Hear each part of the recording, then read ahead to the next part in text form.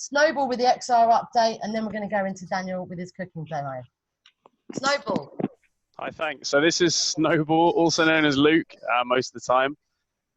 So I just thought, so I'm a member of XR Tower Hamlets, and I just thought I'd give people an update on a couple of the kind of actions that are ongoing, have been going on, and will be going on, just in case you're interested to get more involved in the kind of the direct action side of XR, as well as this like very excellent kind of fundraising, social, community type stuff as well, which is excellent, and I really enjoyed it.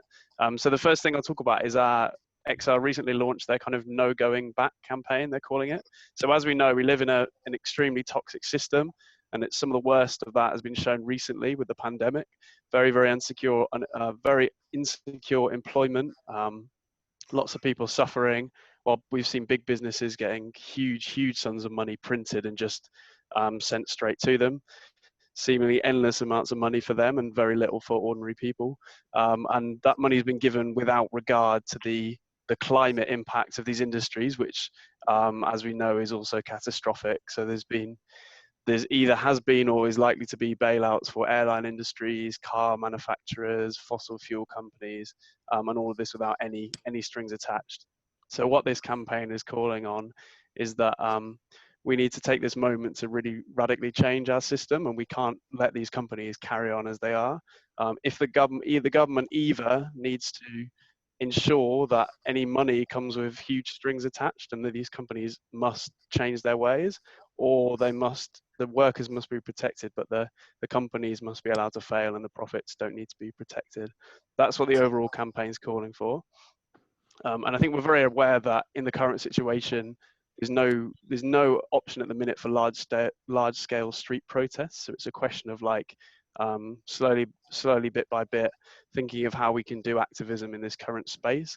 And I think we recognize that people will disagree about that, and people won't always be happy with what we're doing.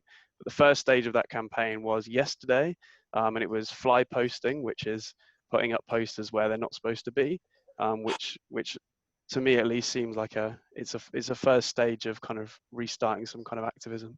So if I might just screen share here, but in Tower Hamlets we were quite busy doing this. I think quite a lot of people enjoyed it, and it's basically putting up posters on lots of these ruinous industries, everything from the Bank of England to Jaguar Land Rover and some of the biggest banks, and telling them they can't simply reopen for business as usual. They need to change their game, or they need to go. So I'll just share with you some of those photos if I can screen share. Hopefully you'll find them. Oh, I think I need to be added as a co-host. Oh, yeah. Is that all right? Yeah. You've got to enable it. Yeah.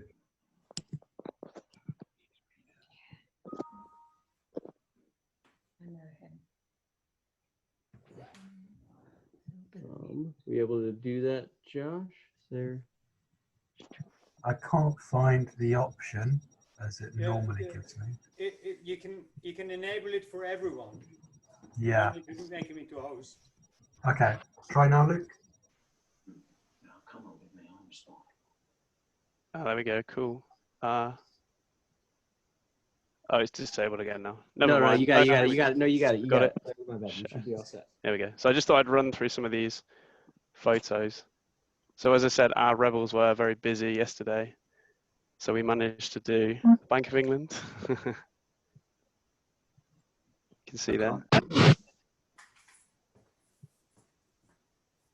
We did travel company. And obviously, as we know, travel is a huge contributor to global warming. Barclays, which is one of the banks in the world that does the most to fund fossil fuels and the most in Europe.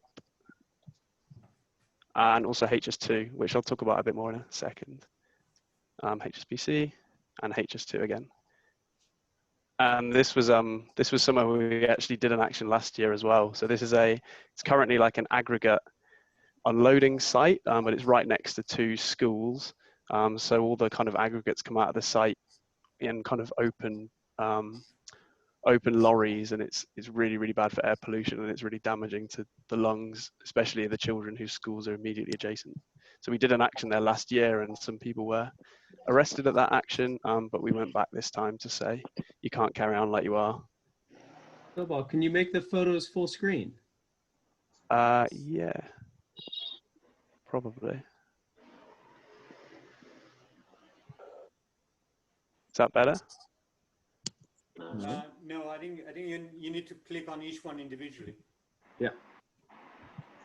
For some reason I can just sort of see your there you go. Is that better? No, you have to open it. Oh, I thought it just did.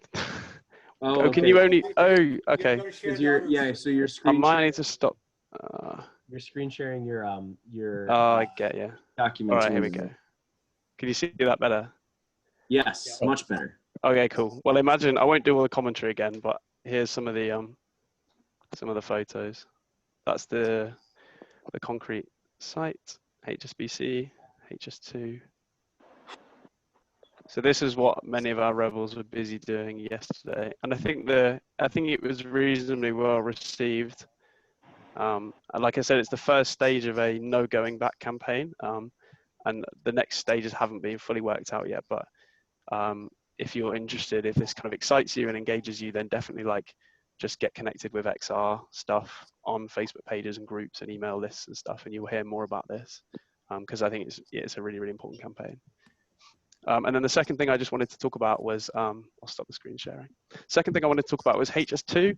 So you probably all heard about it. It's a high-speed rail line, which sounds fine, but it's actually very carbon intensive. It won't lead to a reduction in carbon emissions. Most of the journeys being made on it is projected will not actually replace flights. There'll actually be new journeys or just replacement from other rail travel. So you don't get many of the benefits that you often do from rail travel.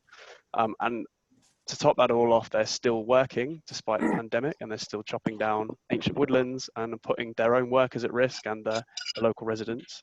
So again, it's been fairly quiet there given the pandemic in terms of activism, but they're going to start relaunching campaigns again, and there's the first kind of action of that is going to be on Monday. And there's going to be something happening quite a lot in Warwickshire, but also at the Euston site. There'll be some kind of disruption. So if anyone's super interested in that, I'm going to post a number in the chat. And if you're interested in taking part in direct action, it doesn't have to be arrestable, probably not going to be arrestable, then text this number and you can find out more about that. Like I said, yeah, HS2 also very, very important in our opinion. Okay, that's all I was gonna say, but has anyone got any questions or comments on the actions or reflections or anything like that? See if I can answer them. Thank you, Snowball. I thought that was great. Is there a particular newsletter that people could sign up so that they could be sure that they were getting regular, up-to-date information about this? What would be the best thing to sign up for? Yeah, so I'll make sure I find it in the next few minutes. There's something called an Action Network form where you just sign up to either your London borough or wherever else in the country you live, and then you'll get the email, the weekly newsletter type thing. So if you're signed up to that, that'd be a good way to find out about stuff. And the other one is probably Facebook. If you're on Facebook, just go and find Extinction Rebellion UK, Extinction Rebellion London, Extinction Rebellion Tower Hamlets, or whatever borough you're in, and that will also give you details of events and meetings and stuff. That's the best way to hear about things. And also this probably this this video call as well. If you tune into this every week, you'll be very, very well connected. Up to date. That's true. That's part of the plan for sure.